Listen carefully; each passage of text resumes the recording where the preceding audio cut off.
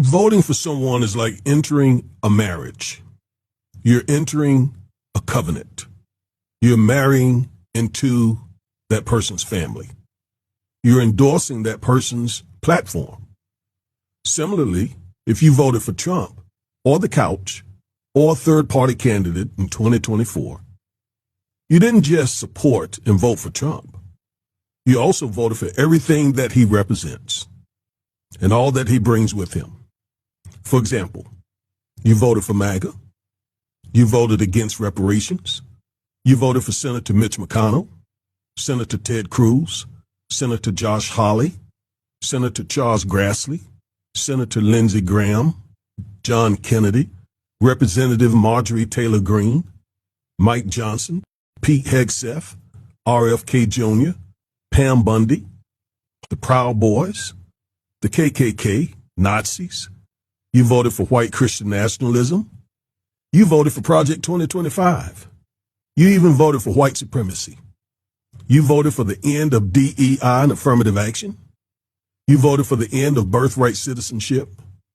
You voted for terminating thousands of federal employees so that they could replace them with MAGA loyalists. You voted for all the black women getting fired disproportionately. You voted for dismantling the Department of Education. You voted to eliminate the Civil Rights Act of 1964. You voted to gut the Voting Rights Act, Section 2, and all the rest of it. You voted to gut the Fair Housing Act. You voted to defund Medicaid, to defund SNAP. When you voted for Trump or the couch or a third party, you voted to militarize and unleash cops in the black community primarily. You voted to jail the homeless and mentally ill. You voted to erase black history.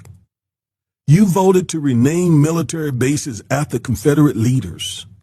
You voted to cut federal funding for sickle cell treatment. You voted to cut funds for African American cultural and heritage museums.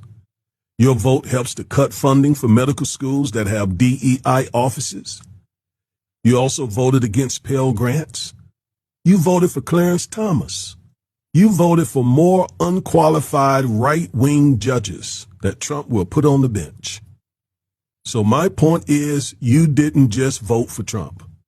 You voted for every other anti-black policy that's coming down the pipe. Bottom line, you voted against your interests and the interests of your community as a black person.